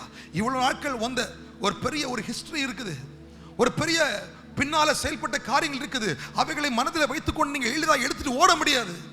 அவைகள் எல்லாம் உங்க வாழ்க்கை விட்டு மறக்கப்படுகிறதற்கு, அதிலிருந்து முற்றிலுமாய் உங்கள் பலவீனங்களை மாற்றுவதற்கு, உங்களுக்குள் இருக்கிற சோர்வுகளை அகற்றி போடுவதற்கு சில சூறைச்செடி நிழலை கர்த்தரே உங்களுக்கு அனுமதி கொடுத்திருக்கிறார். அல்லேலூயா. சோர்ந்து போகாதீங்க. அதுக்கு அடுத்து என்ன பண்ண தெரியுமா? ஆண்டவர் நினைக்கிறாரு, எலியாவே எலியாவே நீ தூங்குனது போதும், தட்டி எழுப்புறாரு. யாரை கொண்டு தட்டி எழுப்புறாரு? பரலோகத்திலிருந்து ஒரு தூது வருகிறது, பரலோகத்திலிருந்து ஒரு போஷிப்பு வருகிறது, பரலோகத்திலிருந்து ஒரு வார்த்தை வருகிறது. இங்கே தூதன் சொல்றாரு, சுட்ட அடையை கொடுத்து சொல்றாரு, நீ புசி போஜனம் பண்ணு, பக்கத்துல கொஞ்சம் தண்ணியை வச்சு நீ தண்ணியை குடிச்சுக்கோ. 6வது வசனத்துல அவன் விழித்து பார்க்கிற பொழுது தழலில் சுடப்பட்ட அடையும் ஒரு பாத்திரத்தில் தண்ணீரும் அவன் தலைமாட்டில் இருந்தது. அப்பொழுது அவன் புசித்து குடித்து திரும்பவும் படுத்துக் கொண்டான். சோர்ந்து போய் யாரும் இல்லை, உதவி செய்வதற்கு யாரும் இல்லை, போஷிப்பதற்கு யாரும் இல்லை, என்ன செய்யணும் தெரியல, உதவி செய்வதற்கு யாரும் வரல கூட. அந்த நேரத்தில் கர்த்தர் எலியாவை பார்த்து சொல்றாரு, எலியாவே, தூதன் அனுப்பி சொல்றாரு, எழுந்திரு, போஜனம் பண்ணு, போஜனம் பண்ணு. இன்னைக்கு கர்த்தர் அப்படிதான் நம்முடைய வாழ்க்கையை நடத்தி கொண்டிருக்கிறார். யாருமே இல்லை, சூறைச்செடி நிழல் அமர்ந்து கொண்டிருக்கும் பொழுது சில நேரத்தில் கர்த்தருடைய வார்த்தைகள் நமக்கு உண்டாகிறது, கர்த்தருடைய போஷிப்பு நமக்கு வருகிறது, கர்த்தருடைய வார்த்தையினால் தேற்றப்படுகிறோம். அவன் அதை சாப்பிட்டு விட்டு திரும்ப படுத்துட்டான். திரும்ப படுத்த உடனே ஆண்டவர் மறுபடியும் கட்டாயப்படுத்தல. ஆண்டவருக்கு தெரியும், இன்னும் அவனுக்கு இந்த ஓய்வு தீரல, இன்னும் அவனுக்கு கொஞ்சம் கூட ஓய்வு தேவைப்படுது, இன்னும் அவன் ரிஃப்ரெஷ்மெண்ட் தேவைப்படுது, இன்னும் ரிஃப்ரெஷ் ஆவதுக்கு டைம் தேவைப்படுது அப்படின்னு ஆண்டவர் நினைச்சு மறுபடியும் வலுக்கட்டாயமா அவனை அழைத்து இழுத்து செல்ல விரும்பல. தூங்குனவன் அப்படியே விட்டுட்டாரு. இப்ப மறுபடியும் தூதன் இரண்டாவது முறை அவனை வந்து, வேதம் சொல்கிறது, கர்த்தருடைய தூதன் திரும்ப இரண்டாம் தரம் வந்து அவனை தட்டி எழுப்பி, எழுந்திருந்து போஜனம் பண்ணு அப்படின்னு மறுபடியும் ஒரு போஷிப்பை கொடுக்கிறார். சொல்லிட்டு சொல்றாரு, இது போதும், நீ தூங்கினது போதும், நீ எழுந்திரு, நீ போக வேண்டிய தூரம் வெகு தூரம். சில நேரத்தில் ஆண்டவர் சூறைச்செடி நிழலை தருவார், ஓய்ந்திருக்கும்படி செய்வார், போஷிப்பை தருவார். அங்கே ஆண்டவர் டிஸ்டர்ப் பண்ண மாட்டாரு. திரும்ப திரும்ப ஆண்டவர் வார்த்தைகளை தந்து நம்மை தேற்றிக் கொண்டே இருப்பார். ஆண்டவர் வார்த்தைகளை தந்து நம்மை உற்சாகப்படுத்திக் கொண்டே இருப்பார். ஏற்ற வேளை வரும் பொழுது நாம் புறப்பட வேண்டிய நேரம் வந்து விட்டது என்பதை கர்த்தர் நமக்கு உணர்த்துவார். கரங்களை உயர்த்தி சொல்லுங்க, அல்லேலூயா. கேரி தட்டண்டையிலே அவன் இருந்த பொழுது காகத்தை கொண்டு கர்த்தர் போஷித்தார், ஆற்றின் தண்ணீரை குடிக்க பண்ணினார். ஆனால் இப்போது இவன் கேரி தாற்றண்டையிலே இருக்க வேண்டிய தருணம் அல்ல, நீ சாரிபாத்துக்கு போகணும். அங்கே உன்னை கொண்டு செய்ய வேண்டிய ஒரு அற்புதம் இன்னும் இருக்குது, உன்னை கொண்டு பிழைக்க வேண்டிய ஜீவன்கள் இன்னும் இருக்கிறது, உன்னை கொண்டு சாக வேண்டியவர்களை நான் பிழைக்க பண்ண விரும்புகிறேன். எலியாவே, இந்த கேரி தாற்றண்டை உனக்கு போதும் என்று சொல்லி ஓட பண்ணினது போல இங்க சொல்றாரு, நீ சூறைச்செடியின் கீழே இருந்த தருணம் போதும், நீ போக வேண்டிய தூரம் வெகு தூரம். வேதம் அதைத்தான் ஏசாயா 40 வாசிக்கும் பொழுது சொல்லுகிறது, சோர்ந்து போகிறவனுக்கு அவர் பலன் தந்து சத்துவம் இல்லாதவனுக்கு சத்துவத்தை பெருக பண்ணுகிறார். அடுத்த வசனம் சொல்லுகிறது, கர்த்தருக்கு காத்திருக்கிறவர்களோ புது பலன் அடைந்து கழுகுகளைப் போல சட்டைகள் அடித்து உயர எழும்புவார்கள், அவர்கள் ஓடினாலும் இளைப்படையார்கள், நடந்தாலும் சோர்வடையார்கள். சோர்ந்து போயிருக்கிற எலியாவிற்கு கர்த்தர் என்ன பண்ணார்? பலன் கொடுக்கிறார். சத்துவம் இல்லாதவனுக்கு சத்துவத்தை பெருக பண்ணுகிறார். சோர்ந்து போய் தங்கியிருந்த எலியாவிற்கு கர்த்தர் இன்னும் புது பலனை கொடுக்கிறார். சோர்ந்து போய் இருக்கிறீங்களா? வாழ்க்கையிலே நிகழ்ந்த காரியங்கள் நிமித்தம், நீங்க எதிர்பாராத காரியங்கள் உங்க வாழ்க்கையில் நடந்ததுனால, எதிர்பாராத சோர்வுகள் வந்ததுனால, எதிர்பாராத கஷ்டங்கள் வந்ததுனால, இழப்புகள் வந்ததுனால போதும் ஆண்டவரே என்று சோர்ந்து போய் இருக்கிறீங்களா? கர்த்தர் உங்களை பார்த்தா சொல்றாரு, கர்த்தருடைய பலன் உங்களுக்கு பூரணமாய் வருகிறது. நீங்கள் கழுகுகளைப் போல செட்டைகளை அடித்து உயர எழும்ப வேண்டிய நாட்கள் வந்திருக்கிறது. இன்னும் நீங்க மேல உயர எழுந்து பறக்க வேண்டிய நாட்கள் வந்திருக்கிறது. கர்த்தர் ஒவ்வொருவரை பார்த்து இன்னைக்கு தீர்க்க தரிசனமாய் சொல்கிறார், நீங்கள் போக வேண்டிய தூரம் வெகு தூரம். உங்க வாழ்க்கை குறித்த கர்த்தருடைய திட்டம் இன்னும் முடிவுக்கு வரல. உங்க வாழ்க்கை குறித்து கர்த்தர் வைத்திருக்க திட்டம் இன்னும் முடிஞ்சு போகல. இன்னும் அதிகமாக இருக்கிறதுனால் நீங்க போக வேண்டிய தூரம் வெகு தூரம். அல்லேலூயா. வானத்தின் போஜனம் வருகிறது, தேவ வார்த்தை வருகிறது. பாருங்க, கர்த்தருடைய வார்த்தைகள் எப்பொழுதெல்லாம் நமக்குள்ளே ஒரு போஷிப்பாய் கர்த்தருடைய வார்த்தைகளை உட்கொள்கிற அனுபவம் வருகிறதோ அப்பொழுதெல்லாம் பலன் வருகிறது. உலகத்தின் போஜனம் அல்ல, வானத்தின் போஜனம், தூதர்களால் கொண்டு வரப்படுகிற போஜனம், ஆவிக்குரிய மன்னா. சோர்ந்து போயிருக்கிற நேரத்தில் எல்லாம் நீங்க செய்ய வேண்டிய காரியம் என்ன தெரியுமா? வேத வார்த்தைகளை வாசிங்கள், வேதத்தை திறந்த தியானிங்கள். இந்த வார்த்தைகள் நீங்கள் செய்ய வேண்டிய காரியத்தை உங்களுக்கு போதிக்கும். சோர்ந்து போய் இருக்கிற உங்களுக்குள்ளே தேவ பலனை இந்த வார்த்தைகள், பரலோகத்தின் போஷிப்பாகிய, பரலோகத்தின் ஆவிக்குரிய மன்னாவாகிய இந்த வார்த்தைகள் உங்களுக்குள்ளே ஒரு புதிய பலனை கொண்டு வரும். வேதத்தை திறந்து பாருங்க, கர்த்தருடைய சத்தத்தை நீங்க கேட்க முடியும். நீங்க போக வேண்டிய பாதை உங்களுக்கு கர்த்தர் காண்பிப்பார். நீங்கள் செய்ய வேண்டிய காரியங்களை கர்த்தர் உங்களுக்கு உணர்த்துவார். இந்த வேதம் உங்களோடு பேசும். இந்த வானத்தின் போஜனம் வருகிற பொழுது அவனுக்கு அதற்கு பிறகு சூறைச்செடியின் நிழல் அல்ல, அவன் தொடர்ந்து 40 நாட்கள் ஓடுகிற பலத்தை கர்த்தர் கொடுத்தார். நல்ல கரங்களை தட்டி எல்லாரும் ஆண்டவரை ஸ்தோத்திரம் பண்ணுங்க பார்க்கலாம். வானத்தின் போஷிப்பை, வானத்தின் ஆவிக்குரிய மன்னாவை பெற்ற இந்த எலியா தொடர்ந்து 40 நாட்கள் ஓடுகிற ஒரு அனுபவம். தொடர்ந்து 40 நாட்கள் ஓடி எங்கே வருகிறார் தெரியுமா? ஓரே பர்வதத்திற்கு வந்து சேருகிறார். கரங்களை உயர்த்தி சொல்லுங்க, அல்லேலூயா. ஓரை பர்வதத்திற்கு நேராய் வந்து சேருகிறார். அவன் வந்தாரோ இல்ல இந்த எலியா அழைத்து வரப்பட்டாரோ, எலியா வாலண்டியரா விரும்பி தான் வந்தாரோ, இல்ல ஏதோ ஒரு சக்தியால் அவர் அழைத்து வரப்பட்டாரோ தெரியல. 40 நாட்கள் ஓடி வந்து சேர்ந்த இடம் எது தெரியுமா? ஓரேப் பர்வதம். உங்க பக்கத்துல பார்த்து சொல்லுங்க, ஓரேப். சொல்லுங்க, ஓரேப். தேவன் உங்களை சந்திக்கிற இடம். ஓரேப் தேவனோடு பேசுகிற இடம். ஓரேப் தேவன் உங்களுக்கு வார்த்தைகளை வெளிப்படுத்துகிற இடம். அல்லேலூயா. இந்த ஓரேப் குறித்து வேதத்தை சொல்லும் பொழுது, இந்த ஓரேப் எப்படிப்பட்ட இடம் தெரியுமா? ஏற்கனவே தேவன் தம்முடைய பிள்ளைகளோடு பேசின ஒரு இடம். ஏற்கனவே தேவன் அநேகருடைய வாழ்க்கைக்குரிய திட்டங்களை தேவ பிள்ளைகளுக்கு வெளிப்படுத்தி கொடுத்த ஒரு இடம். ஓரேப் வாழ வேண்டிய வழிகளை காண்பித்த ஒரு இடம். ஓரேப் தேவ பிள்ளைகளுக்கு செய்ய வேண்டிய காரியங்களை போதித்து தம்முடைய தாசர்களுக்கு சொன்ன இடம் ஓரேப். அல்லேலூயா. இந்த ஓரேபில தான், இந்த ஓரேப் பர்வதத்தில் தான் மோசே தன்னுடைய மாமனாரின் ஆடுகளை மேய்த்துக் கொண்டிருக்கும் பொழுது வானத்திலிருந்து அக்கினி வந்து அந்த முச்செடியை பற்ற வைத்து தேவன் மோசையோடு பேசின ஒரு இடம். மோசே, நீ போ, இஸ்ரவேல் ஜனங்களை வழிநடத்துவதற்கு உன்னை தெரிந்து கொண்டேன். இஸ்ரவேல் ஜனங்களை அடிமைத்தனத்தை மாற்றப் போகிறேன். இஸ்ரவேல் ஜனங்களுடைய வாழ்க்கை மாறப்போகிறது, நீ போ என்று மோசையோடு கர்த்தர் பேசின ஒரு இடம். இந்த ஓரேப் தான் சீனாய் மலை.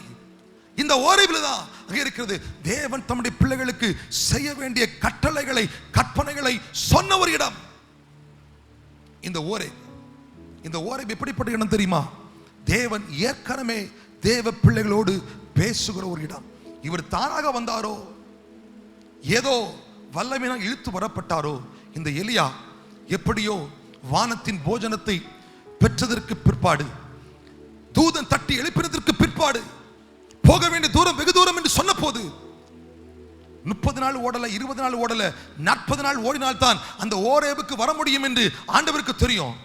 30 நாட்கள் ஓட்டத்தை முடித்துவிட்டு பாதியிலே எங்கேயோ தங்குவதற்கு ஆண்டவர் எலியாவை அனுமதிக்கவில்லை. எலியாவே நீ வர வேண்டிய இடம் ஓரேப். தேவ பிள்ளைகளுக்கு ஏற்கனவே கர்த்தர் பல காரியங்களை வெளிப்படுத்தி கொடுத்த இடம். உன் வாழ்க்கை குறித்து வெளிப்படுத்துவதற்கு எலியாவை நீ ஓரேபுக்கு வா என்று உணர்த்தப்பட்டிருக்கலாம். ஓரேபுக்கு வருகிறார். உங்க வாழ்க்கையில நீங்க பல கேள்விகளுக்கு பதில் தெரியாமல் திகைத்துக் கொண்டிருக்கும் பொழுது நீங்கள் போக வேண்டிய ஒரு இடம் தெரியுமா? தேவ பிள்ளைகளோடு தேவன் ஏற்கனவே பேசின ஒரு இடம். அல்லேலூயா. ஓரேப் அது தேவ சமூகமா இருக்கலாம், தேவ ஆலயமா இருக்கலாம், இல்ல நீங்கள் அனுதினமும் தேவனோடு சஞ்சரிக்க ஒரு இடமாக இருக்கலாம். ஆலயத்தில் நீங்கள் வரும் பொழுதெல்லாம் பலமுறை தேவன் உங்களோடு பேசியிருக்கலாம். பலமுறை ஆண்டவர் உங்களுக்கு வார்த்தைகளை வெளிப்படுத்தி தந்திருக்கலாம். இந்த தேவ சமூகம் என்பது, தேவன் தங்குகிற இடம் என்பது, தேவ பிள்ளைகளோடு ஆண்டவர் பேசுகிற இடம். தேவ பிள்ளைகளுடைய சத்தத்தை ஆண்டவரும் கேட்கிற ஒரு இடம் ஓரேப். மோசேக்கு ஆண்டவர் பேசினார், 10 கட்டளைகளை கொடுத்தார், இஸ்ரவேல் ஜனங்களை நடத்தும்படி சொன்னார். இதெல்லாம் ஏற்கனவே தேவன் தம்முடைய தாசர்களோடு பேசுகிற ஒரு இடம். வாழ்க்கையில கஷ்டங்கள் வரும் பொழுது நீங்க போக வேண்டிய இடம் எது தெரியுமா? எதையோ அதிகாரிகளையோ அரசியல் தலைவர்களையோ பெரிய செல்வந்தர்களையோ தேடி போய் ஒரு பிரயோஜனம் இல்லை. தேவ சமூகத்தில் ஓடி வாங்க. தேவன் ஏற்கனவே தேவன் தம்முடைய பிள்ளைகளோடு பேசின இடத்திற்கு ஓடி வாங்க. கர்த்தர் உங்களுக்கு செய்ய வேண்டியது உங்களுக்கு போதிப்பார். எத்தனை பேர் ஆமென் சொல்றீங்க? அல்லேலூயா. அங்கு எப்பொழுதும் தேவன் தம்முடைய பிள்ளைகளுக்கு அவர் காத்திருக்கிறார். அது தேவ பிள்ளைகளோடு பேசுவதற்காகவே ஏற்படுத்தப்பட்ட இடம். தேவன் தம்முடைய பிள்ளைகளுக்கு தம்முடைய சித்தத்தை சொல்வதற்கு, தம்முடைய காரியங்களை வெளிப்படுத்தி கொடுப்பதற்கு, அவர்களோடு பேசுவதற்கு, அவர்கள் சஞ்சலங்கள் பாரங்களை மாற்றுவதற்கு தேவன் ஏற்படுத்தி வைத்திருக்கிற சில இடங்கள் உண்டு. அது ஓரேவை போன்ற இடங்கள், தேவ சமூகங்கள், தேவ ஆலயங்கள், தேவன் தங்குகிற இடம். கஷ்டங்கள் வரும் பொழுது தேவனே என்று ஓடோடி வந்து கர்த்தருடைய ஆலயத்தில் விழுந்து பாருங்களேன். உங்கள் ஜெபத்திற்கு ஒரு நாளும் பதில் கிடைக்காமல் போவதில்லை. உபத்திரவப்படுகிற பொழுது எங்கெங்கேயோ ஓடி ஆங்காங்கே அலைந்து திரிகிறதை விட்டுவிட்டு தேவ சன்னிதானத்தில் வந்து, ஆண்டவரே என் வாழ்க்கை மாறட்டும், கஷ்டம் மாறட்டும், வேதனை மாறட்டும், என்னுடைய வாழ்க்கை இருதயத்தில் இருக்கிற பயம் மாறட்டும் என்று முழங்கால் படியிட்டு தேவ சமூகத்தில் விழுந்து பாருங்களேன். கர்த்தர் உங்களுக்கு அற்புதம் செய்யாமல் போகவே மாட்டார். அற்புதம் செய்யாமல் போகவே மாட்டார். ஒரே தேவ சமூகம், தேவன் தம்முடைய பிள்ளைகளோடு ஏற்கனவே பேசின ஒரு இடம். ஆலயம், தேவ சமூகம் என்பது தேவ பிள்ளைகளோடு ஏற்கனவே தம்முடைய வல்லமைகளை வெளிப்படுத்தி கொடுத்த இடம். வார்த்தையின் வழியாய் அவர்கள் செய்ய வேண்டிய காரியங்களை உணர்த்தின இடம். எங்க போகணுமோ அங்கதான் போகணும். அல்லேலூயா. எங்க போக கூடாது அங்க போக கூடாது. உங்க பக்கத்துல பார்த்து சொல்லுங்க, எங்க போகணுமோ அங்கதான் போகணும். நீங்க கர்த்தருடைய வார்த்தையை கேட்கணும்னா, கர்த்தருடைய சத்தத்தை கேட்கணும்னா, தியேட்டர்ல போய் கர்த்தருடைய சத்தத்தை கேட்க முடியாது, பீச்ல போய் கர்த்தருடைய சத்தத்தை கேட்க முடியாது, பெரிய பெரிய அதிகாரியுடைய அறையிலே போய் கர்த்தருடைய சத்தத்தை கேட்க முடியாது. உங்க வாழ்க்கை குறித்து தேவ சித்தத்தை கேட்கணும்னா, தேவ சத்தத்தை கேட்கணும்னா, நீங்க வர வேண்டிய இடம் தேவ சமூகம் தான். அல்லேலூயா. தேவன் ஏற்கனவே தம்முடைய திட்டங்களை பலருக்கு வெளிப்படுத்தி கொடுத்த இடத்துக்கு நீங்க வரணும். ஓரேபிலே போய் தேவ சமூகத்தில் போய், ஆண்டவரே என்னோடு பேசுங்கப்பா, நான் சோர்ந்து போயிருக்கிறேன், எனக்கு உள்ளத்துல பேசுங்க ஆண்டவரே, நான் பலவீனப்பட்டிருக்கிறேன், எனக்கு பலத்தை தரும்படி வாரும் ஆண்டவரே என்று ஓடோடி வந்து நீங்கள் தேவ சமூகத்தில் விழுந்து கிடக்கும் பொழுது கர்த்தர் உங்களுக்கு அற்புதம் செய்யாமல் உங்களை விட்டு போக மாட்டார். எத்தனை பேர் ஆமென் சொல்லுகிறீர்கள்? ஹல்லேலூயா. பல அனுபவங்கள் வழியாய் நாங்களும் வந்திருக்கிறோம். நான் எளிதாக எதற்குமே அழ மாட்டேன். ஆனால் ஒரு சில காரியத்திற்கு அழுத பொழுது ஓடோடி வந்து விழுந்த இடம் தேவ சமூகம். ஓடோடி வந்து விழுந்த தேவ சமூகம். ஒரு முறை என்னுடைய பிள்ளை இழந்த இரண்டாவது மகனுக்கு திடீர்னு ஒரு பலவீனம். திருவனந்தபுரத்துக்கு ஒரு இடத்துக்கு போயிருந்தோம். அங்கிருந்தே அவன் பலவீனப்பட்டு எழுந்து இருக்க முடியாத அப்படியே தூக்கிட்டே ஓடி வர்றோம். ஹாஸ்பிட்டல் போயிட்டோம், இங்கே வந்து எல்லாம் பார்த்துட்டோம். அந்த நேரத்தில் என்ன செய்யணும் தெரியல. வீட்டில் போட்டுட்டு ஆண்டவருடைய சமூகத்தில் வந்து, ஆண்டவரே ஏன் பார்த்து நிலைமைன்னு சொல்லி அழுத தருணத்திற்கு பிறகு இதுவரை அந்த பிரச்சனை வரவே இல்லை. என்னுடைய அனுபவத்திலிருந்து சொல்றேன், தேவ சமூகத்தில் நீங்க வந்து அழுதுட்டீங்கன்னா திரும்ப அந்த பிரச்சனை வரவே வராது. ஒரு நாள் நெருங்காது, ஒரு நாள் அந்த கஷ்டம் வராது. நீங்க சரியான இடத்துக்கு வரணும். எங்க போனா ஆண்டவர் உங்களோடு பேசுவாரோ, எங்க போனா ஆண்டவர் உங்களுக்கு அற்புதம் செய்வாரோ, அந்த இடத்தை தேடி வந்தாதான் கர்த்தர் உங்களுக்கு அற்புதத்தை செய்ய முடியும். அல்லேலூயா, அல்லேலூயா. எப்போதெல்லாம் தேவ சமூகத்தில் விழுந்து கிடக்கிறோமோ, நீங்க எந்த காரியத்திற்காக ஜெபம் பண்ணீங்களோ அந்த காரியத்திற்காக திரும்ப நீங்க அழ வேண்டிய தருணத்தை கர்த்தர் ஏற்படுத்த மாட்டார். திரும்ப நீங்க அதற்கு அழுது புலம்ப வேண்டிய தருணத்தை கர்த்தர் ஒருபோதும் ஏற்படுத்த மாட்டார். தேவ சமூகத்தில் பதில் உண்டு, தேவ சமூகத்தில் அற்புதம் உண்டு.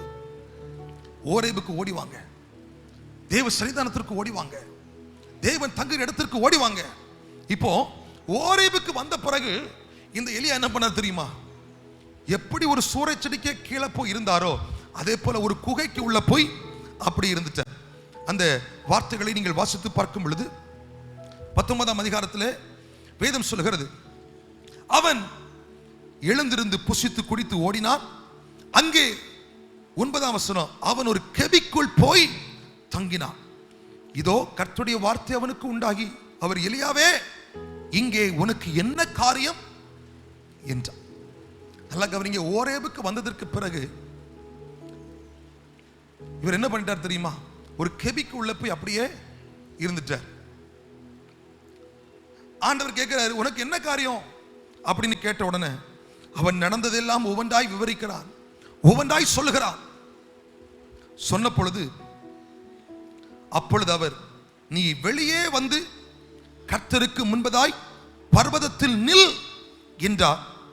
அப்பொழுது இதோ கர்த்தர் கடந்து போனார். கர்த்தருக்கு முன்பதாய் பர்வதங்களை பிளக்கிறதும் கண்மைகளை உடைக்கிறதுமான பலத்த பெரும் காற்று உண்டாயிற்று. ஆனாலும் அந்த காற்றில் கர்த்தர் இருக்கவில்லை. நல்லா கவனிங்க. சோர்ந்து போயிருக்கிற ஒரு மனுஷன், பலனற்று போயிருக்கிற ஒரு மனுஷன் எப்படியோ ஓடி ஓரேபுக்கு வந்து ஒரு கெபியில் இருக்கிறான். ஆண்டவர் தம்முடைய வல்லமை விளங்க பண்ணும்படி அவர் ஆயத்தமாகி விட்டார். இப்ப எலியாவுக்கு காட்டுறாரு, பெரும் காற்று வீசுது, சத்தமா இடிமுழக்கம் போல சத்தம் வருது. அந்த நேரத்தில் எலியா பார்க்கிறாரு, ஆண்டவரை பார்க்க முடியல, காணல. அடுத்த வார்த்தை பருதி, நிலநடுக்கம் போல பூமி அதிர்கிறது. இப்பொழுது அந்த வார்த்தைகளை பார்க்கும் பொழுதுதான் வேதம் சொல்லுகிறது, பூமி அதிர்ச்சிக்கு பின் அக்கினி உண்டாயிற்று. அக்கினியிலும் ஆண்டவர் இருக்கவில்லை. எப்படி பூமி அதிர்ச்சி வருது, அக்கினி வருது. ஏற்கனவே பாகால் தீர்க்கதரிசிக்கு முன்பதாய் அந்த அக்கினியில இறங்கி வந்த ஆண்டவர் இப்ப எலியா என்ன நினைக்கிறார் தெரியுமா? அக்கினி வந்துச்சு, இப்போ ஆண்டவர் வரப்போறாரு. தன்னுடைய முந்தைய அனுபவத்தை வச்சு, தன்னுடைய முந்தைய நாட்கள் நடந்த காரியத்தை வச்சு என்ன யோசிக்கிறார் தெரியுமா?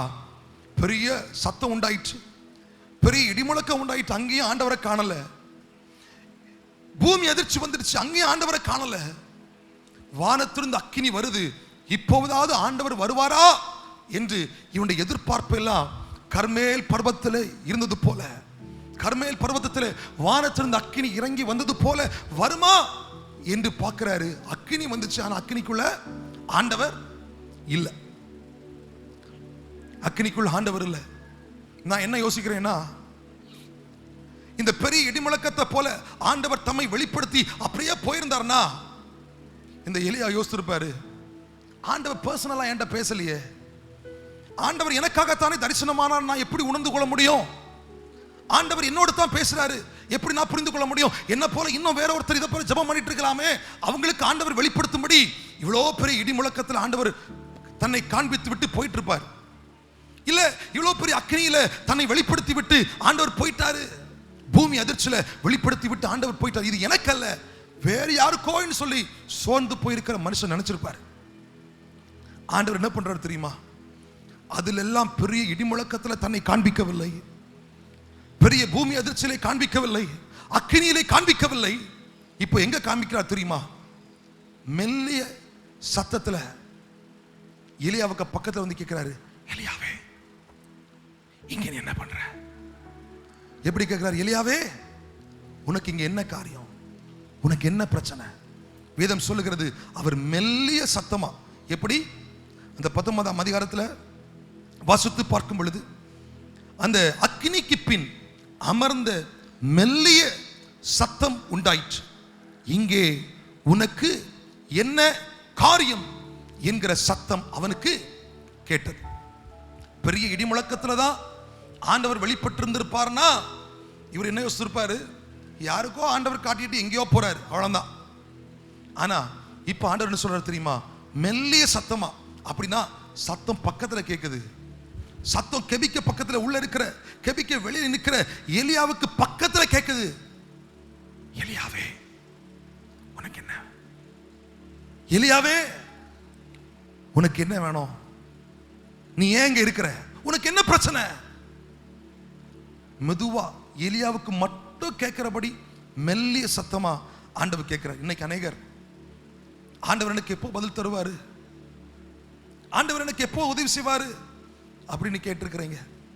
தூரத்தில் ஆண்டவர் காட்டல, உங்க பக்கத்திலே ஆண்டவர் உங்களுக்கு காண்பிக்க முடியும், உங்க அருகாமையில் வந்திருக்கிறாரு. ஆண்டவர் உங்களை பார்த்து கேட்கிறாரு, மகனே மகனே உனக்கு என்ன செய்யணும், உனக்கு என்ன வேணும், எலியாவே நீ ஏன் இங்க இருக்கிற, உனக்கு என்ன பிரச்சனை அப்படின்னு மெல்லிய சத்தமா. அதை எலியாவை தவிர வேற யாருக்கும் கேட்க முடியாது.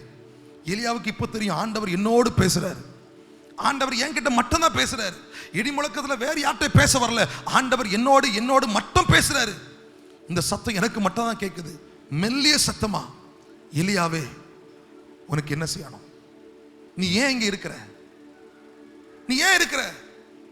இன்னைக்கு உங்களை பார்த்து கேட்கிறாரு, நீங்க சொல்ல போறீங்க, 2 கரத்தை தூக்கி சொல்லுங்க, ஆண்டவரே என் கஷ்டத்தை நீங்க பாருங்கப்பா. இன்னைக்கு ஆண்டவர் உங்களை ஒவ்வொரு பார்த்து சொல்றாரு, எலியாவே உங்க பேரை சொல்லி கூப்பிடுறாரு, உனக்கு என்ன காரியம்? இப்படிதான் ஆண்டவர் கேட்கிறாரு, உனக்கு இங்க என்ன காரியம், உனக்கு இங்க என்ன காரியம்? எலியாவே நீ சூறைச்செடிக்கு கீழே இருந்ததும், நீ கெபியின் வாசலுக்குள்ள இருக்கிறதும் எனக்கு தெரியாம இல்ல, ஆண்டவருக்கு தெரியாம கேட்கல. எலியாவின் வாயிலிருந்து ஆண்டவர் பதிலை வரவழைக்கும்படி எலியாவை பார்த்து கேட்கிறாரு, உனக்கு என்ன காரியம்? இன்னைக்கு உங்க ஒவ்வொருவரை பார்த்து நீங்க படுற கஷ்டம் உங்களுக்கு தெரியாது, ஆண்டவருக்கு தெரியாதா? நீங்க படுற வேதனை ஆண்டவருக்கு 5 நிமிஷத்துல முடிச்சிருவேன். நீங்க படுகிற பிரச்சனை, நீங்க வருகிற பாதை ஆண்டவருக்கு தெரியாதா? நல்லா தெரியும். ஆனா நீங்க அதை தேவன்கிட்ட சொல்லணும்னு ஆண்டவர் எதிர்பார்க்கிறாரு, நீங்க அதை ஆண்டவர்கிட்ட சொல்லணும்னு எதிர்பார்க்கிறாரு. எலியாவே உனக்கு என்ன காரியம், உனக்கு என்ன காரியம் என்கிற சத்தம் அவனுக்கு உண்டாயிற்று. ஆண்டவர் கேட்கிற, நீங்க சொல்லுங்க. இப்ப ஆண்டவரை பார்த்து கேளுங்க, சொல்லுங்க ஆண்டவரே. எலியா சொல்லி இருந்திருப்பாரு, ஐயா நான் வைராக்கியமாய் நின்றவன் தான், இந்த யேசபேலின் ஆவிக்கு நான் பயந்து ஒளிந்து சூறைச்செடியில போயிட்டேன், அங்கே கர்த்தருடைய போஷிப்பு எனக்கு கிடைச்சதுனால எப்படியோ தப்பி தவறி கர்த்தர் பேசுகிற ஓரேபுக்குள்ள வந்துட்டேன். இந்த ஓரேபுக்குள்ள வந்தனா இன்னுமுடைய வார்த்தையை நம்பாம அக்கினியில வெளிப்படுவாரு, எதிர்காட்டில் வெளிப்படுவாரு, இடி முழக்கத்தில் வெளிப்படுவாரு, பூமி எதிர்ச்சியில வெளிப்படுவாரு என்றெல்லாம் நான் பார்த்து கொண்டிருந்த பொழுது அதுல ஒன்னும் நீங்க வெளிப்படல. இப்போ என் பக்கத்துல வந்து நீங்க பேசுறீங்க, ஆண்டவரே என்னோடு மட்டும்தான் பேசுறீங்க, சோர்ந்து போயிருக்கிற எனக்கு மட்டும்தான் இது கேட்கும்படி நீங்க பேசுறீங்க. எலியாவை போல ஆண்டவர் உங்க காதுக்கு பக்கத்துல பேசுறாரு. உனக்கு என்ன காரியம்னு கேட்கிறாரு. சொல்லுங்க சொல்லுங்க, ஒவ்வொருத்தரும் சொல்லுங்க, உங்க வேதனையை சொல்லுங்க. இது வேற யாருக்கும் தெரியாது, வேற யார்ட்டையும் ஆண்டவர் கேட்கல, உங்க கிட்ட தான் கேட்கிறாரு. மெல்லிய சத்தமா கேட்கிறாரு, எலியாவே உனக்கு என்ன காரியம்? எல்லாரும் அப்படி 2 கரங்களை உயர்த்தி அப்பான்னு கூப்பிடுங்க. உனக்கு என்ன காரியம் எலியாவே? உனக்கு என்ன காரியம்? உனக்கு என்ன காரியம்? உன் உபத்திரவத்தை நான் பார்க்கிறேன்னு ஆண்டவர் சொல்றாரு. உன் வேதனை எனக்கு தெரியும், ஆண்டவருக்கு தெரியும். எலியா கடந்து வந்த பாதை ஆண்டவருக்கு நல்லா தெரியும். ஆனாலும் கர்த்தர் எலியாவை பார்த்து கேட்கிறாரு, உனக்கு என்ன காரியம்? இப்ப எலியா பேசணும்னு ஆண்டவர் விருப்பப்படுறாரு. இப்ப எலியா சொல்லணும்னு ஆண்டவர் விருப்பப்படுறாரு. உங்க கஷ்டம் என்ன? உங்க வேதனை என்ன? உங்க உபத்திரவம் என்ன? உங்கள் நிலைமைகள் என்ன? நீங்க ஆண்டவர்கிட்ட சொல்லணும். நீங்க ஆண்டவர்கிட்ட சொல்லணும். எல்லாரும் அப்படியே முழங்கால் படி எடுங்க பார்க்கலாம். அப்படியே தேவ சமூகத்துல மண்டிட்டு சொல்லுங்க, ஆண்டவரே கூப்பிடுங்க அப்பா. இப்ப சில நிமிடங்கள் உங்க பக்கத்துல யார் யார் என்னென்ன பண்றாங்க என்பதெல்லாம் நீங்க மறந்து, யார் யார் எதை செய்யறாங்க என்பதை நீங்க யோசித்து பார்க்காம, அவங்கள வேடிக்கை பார்க்காம, உங்க இருதயத்தில் இருக்கிறத நீங்க தேவ சமூகத்தில் சொல்ல போறீங்க. உங்க இருதயத்தில் எது இருக்குதோ, என்ன கஷ்டம் இருக்குதோ, என்ன வேதனை இருக்குதோ, அதை தேவ சமூகத்தில் சொல்ல போறீங்க. இந்த எலியா சொல்றாரு, ஆண்டவரே அப்பா, இந்த இயேசுவே என் ஜீவனை வாங்குவதற்கு தேடுறா. நான் உமக்காக வைராக்கியமா நின்னு. இன்னைக்கு நீங்க சொல்றீங்களா?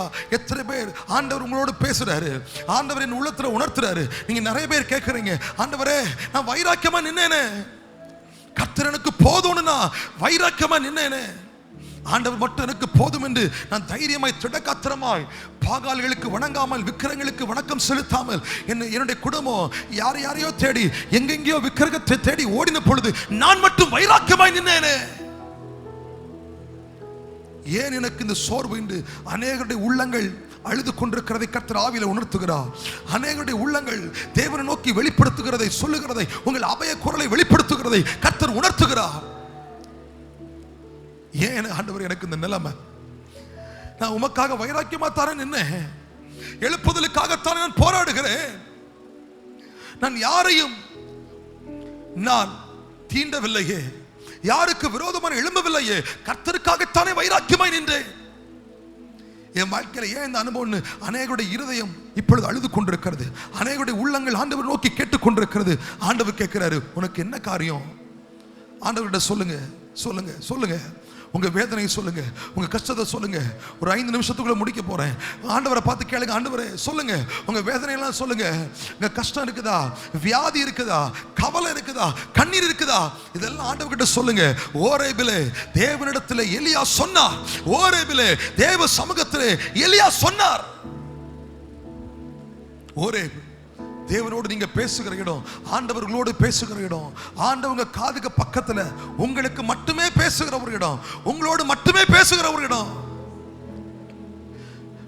ஹல்லேலூயா. வெளிப்படையாய் அவர் இடி முழக்கத்துல வந்திருப்பாருனா, வெளிப்படையாய் சத்தத்துல வந்திருப்பாருனா, அக்கினியில வந்திருப்பாருனா, பூமி அதிர்ச்சியில வந்திருப்பாருனா, இந்த எலியா சோர்ந்து போயிருந்த எலியா நினைச்சிருப்பாரு, அவர் வேறு யாருக்கோ தம்மை வெளிப்படுத்துகிறார், வேறு யாருக்கோ தம்மை காண்பிக்கிறார். இப்ப பக்கத்துல வந்து மெல்லிய சத்தமா சொல்றாரு, எலியாவே உங்களுக்கு மட்டும் கேட்கிறபடி உங்க பேரை சொல்லி ஆண்டவர் கூப்பிடுறாரு. உனக்கு என்ன காரியம்? நீங்க சொல்லுங்க. இப்போ உங்க காரியத்தெல்லாம் சொல்லுங்க. உங்களுடைய காரியத்திற்கு பதில் வருகிறது, உங்கள் ஜெபங்களுக்கு பதில் வருகிறது, உங்கள் விண்ணப்பத்திற்கு பதில் வருகிறது, உங்கள் வேதனைக்கு பதில் வருகிறது. ஹல்லேலூயா. உங்கள் துயரங்களுக்கு பதில் வருகிறது, உங்கள் கஷ்டத்திற்கு பதில் வருகிறது. ஹல்லேலூயா. எலியாவே உனக்கு என்ன காரியம்? அதற்கு பிறகுதான் எலியாவினுடைய வாழ்க்கை ஆரம்பமாகிறது. இன்னைக்கு நல்ல கரங்களை தட்டி எல்லாரும் ஸ்தோத்திரம் பண்ணுங்க, எல்லாரும் ஸ்தோத்திரம் பண்ணுங்க. நான் செய்தியை முடிக்க முடியல, இன்னும் சொல்ல வேண்டிய காரியங்கள் ஏராளம் உண்டு. கர்த்தருக்கு சுத்தமான 2வது ஆராதனை நேரலையில் நீங்க தயவு செய்து போய் பாருங்க. ஹல்லேலூயா. இந்த வார்த்தைகளை சொன்னதற்கு பிறகுதான் எலியாவின் பிரதான ஊழியம் ஆரம்பமாகிறது. எலியாவை பார்த்து ஆண்டவர் சொல்கிறார், எலியாவே ஆசைகளை அபிஷேகம் பண்ணு, எலியாவே யெகூவை அபிஷேகம் பண்ணு, எலியாவே எலிசாவை அபிஷேகம் பண்ணு. உன் ஸ்தானத்தில் ஒரு தீர்க்கதரிசியை கொண்டு வா. அவனுடைய பிரதானமான பெரிய திட்டங்கள், பெரிய வாழ்க்கை அதற்கு பிறகுதான் ஆரம்பமாகிறது. போதும் போதும் போதும் என்று சொன்ன எலியாவை பார்த்து ஆண்டவர் சொல்றாரு, போதாது போதாது போதாது, இன்னும் நீ போக வேண்டிய தூரம் வெகு தூரம். ஓரேபிலே தேவனுடைய சந்திப்பு வந்ததற்கு பிற்பாடுதான் எலியாவுடைய அடுத்த கட்டம் ஆரம்பமாகிறது. எலியாவுடைய அடுத்த வாழ்க்கை ஆரம்பமாகிறது. நான் தனியே இருக்கிறேன், எனக்கு உதவி செய்வதற்கு யாரும் இல்லை, எனக்கு ஒத்தாசையை வருவதற்கு யாரும் இல்லை என்று புலம்பிக் கொண்டிருந்த எலியாவிற்கு கர்த்தர் ஒரு எலிசாவை கொடுக்கிறார். நாளடைவில் எலியா எலிசாவை பார்த்து சொல்கிறார், நீ இங்கே இரு, நான் எரிகோவுக்கு போறேன், நீ இங்கே இரு, நான் பெத்தேலுக்கு போறேன், நீ இங்கே இரு, நான் யோர்தானுக்கு போகிறேன் என்று சொன்ன போது ஒரு தருணத்தில் கூட எலிசா எலியாவை விடவில்லை. எப்போதுமே கூடவே கூடவே போகிற ஒரு எலிசாவை கர்த்தர் ஏற்படுத்தி கொடுத்தார்.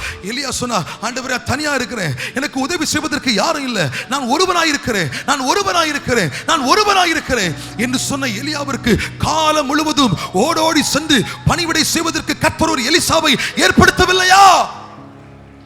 இன்றைக்கு கர்த்தர் உங்களை பார்த்து சொல்றாரு, நீங்க போக வேண்டிய தூரம் வெகு தூரம். நல்ல கரங்களை தட்டி உங்கள் ஆவியிலே நீங்கள் புதுப்பித்துக் கொள்ளுங்க, உங்க பலத்தை புதுப்பித்துக் கொள்ளுங்க, கர்த்தர் உங்களுக்கு தருகிற வல்லமை புதுப்பித்துக் கொள்ளுங்க. இன்றைக்கு எலியாவோடு பேசின ஆண்டவர் உங்களோடு பேசுகிறார். நீங்க போக வேண்டிய தூரம் வெகு தூரம். தேவ மகிமை, தேவ மகிமை உங்களை நிரப்புகிறது, நிரப்புகிறது. நல்லா பெற்றுக்கொள்ளுங்க, பெற்றுக்கொள்ளுங்க. நீங்க போக வேண்டிய தூரம் வெகு தூரம். கர்த்தர் உங்களோடு உங்களோடு மட்டும் மெல்லிய சத்தமாய் பேசிக் கொண்டிருக்கிறார். நீங்க போக வேண்டிய தூரம் வெகு தூரம், நீங்க போக வேண்டிய தூரம் வெகு தூரம். எலியாவே, இன்னும் நீ ஆசைகளை அபிஷேகம் பண்ணணும், இன்னும் நீ யெகோவாவை அபிஷேகம் பண்ணணும், இன்னும் நீ எலிசாவை அபிஷேகம் பண்ணணும், இன்னும் நீ வல்லமை வரங்களை நீ அவனிடத்தில் கடத்தி கொடுக்கணும். இன்னும் ஏராளமான அற்புதங்களை செய்ய வேண்டியிருக்கிறது. எலியாவே, சாக விரும்பின எலியாவிற்கு கர்த்தர் சாவ கொடுக்கல. வானத்திலிருந்து அக்கினி ரதம் வந்தது, வானத்திலிருந்து சுழற்காற்று வந்தது. சாக நினைத்த எலியா சாக விரும்பல, சாக முடியல. போதும் ஆண்டவரே, ஜீவனை எடுத்துக்கொள்ளும், ஜீவனை எடுத்துக்கொள்ளும் என்று கேட்ட எலியாவிற்கு கர்த்தர் மரணத்தை கொடுக்கல, மாறாக கர்த்தர் அவனை எடுத்துக்கொண்டார். கர்த்தர் அவனை அக்கினி ரதத்திலே சுழல் காற்றிலே எடுத்துக்கொண்டது உண்மையானால் கர்த்தர் உங்களுடைய வாழ்க்கையில் தன்னுடைய வல்லமை விளங்க பண்ணுவார். நீங்க போதும்னு சொன்னாலும் ஆண்டவர் விடமாட்டார். நீங்க போய் சேர வேண்டிய இடத்திற்கு கர்த்தர் உங்களை அழைத்து கொண்டு போய் நிறுத்துவார். உங்களை கொண்டு செய்ய வேண்டிய காரியத்தை கர்த்தர் செய்து முடிக்கிறது வரையிலும் அவர் ஓய்ந்து போக மாட்டார். இந்த வார்த்தை விசுவாசிக்கிறவங்க நல்ல கரங்களை தட்டி கர்த்தருக்கு நன்றி சொல்லுங்க பார்க்கலாம். ஓரேபுக்கு வாங்க, தேவ சமூகத்திற்கு வாங்க, கர்த்தருடைய சன்னிதானத்திற்கு வாங்க. கர்த்தருடைய சத்தத்தை நீங்க கேட்பீங்க. நீங்க கர்த்தருடைய சத்தத்தை கேட்பீங்க. அது உங்களுக்கு மட்டுமே பேசப்படுகிற சத்தம். கர்த்தர் நம்மோடு இடைப்பட்டபடினால் ஒரு விஷயம் கூட கரங்களை உயர்த்தி தட்டி கர்த்தரை மகிமைப்படுத்துவோமா? சோர்ந்து போயிருக்கிற என்னுடைய வாழ்க்கையோடு கர்த்தர் பேசினார். நான் செய்ய வேண்டிய காரியத்தை எனக்கு கற்பித்து தந்திருக்கிறார். ஒரே அனுபவத்தை கர்த்தர் எனக்கு தருவாராக என்று சொல்லுகிறவர்கள் இரண்டு கரங்களை உயர்த்தி கர்த்தரை ஸ்தோத்திரம் பண்ணுங்க பார்க்கலாம். இங்க நல்ல தகப்பனே, நாங்கள் நோக்கி பார்க்கிறோம். வல்லமையாய் வைராக்கியமாய் காரியங்களை செய்த எலியாவின் வாழ்க்கையில் வந்த சோர்வுகளை நீர் மாற்றி போட்டு, போதும் போதும் என்று சொன்னவனை போதாது போதாது என்று சொல்லி, போக வேண்டிய தூரம் வெகு தூரம் என்று சொல்லி, சாக நினைத்தவனுக்கு சாவை கொடுக்காமலேயே உம்முடைய வல்லமை விளங்கப்படி எடுத்துக்கொண்டீரே. அதை கர்த்தர் எலியாவிற்கு செய்திருப்பீரானால் எங்களுக்கும் நீர் செய்வீர் என்கிற நிச்சயம், நம்பிக்கை எங்களுக்குள் இருக்கிறது. சோர்ந்து போய் வந்த உள்ளங்கள் இன்றைக்கு தேற்றப்படுவார்களாக. இவரோடு கர்த்தர் பேசுவீராக. மெல்லிய சத்தமாய் உனக்கு என்ன வேணும்னு சொல்லி கர்த்தர் கேட்டு இவர்கள் காரியங்களை அற்புதத்தை கர்த்தர் செய்ய வேண்டும் என நாங்கள் வாஞ்சிக்கிறோம். எங்கள் ஜெபத்தை கர்த்தர் கேட்டதற்காய் ஸ்தோத்திரம். இந்த வார்த்தையின் வழியாய் கர்த்தங்களோடு இடைப்பட்டதற்காய் ஸ்தோத்திரம். இயேசுவின் நாமத்தில் ஜெபிக்கிறோம் நல்ல பிதாவே. சேர்ந்து சொல்லுவோம், என் ஆத்துமாவே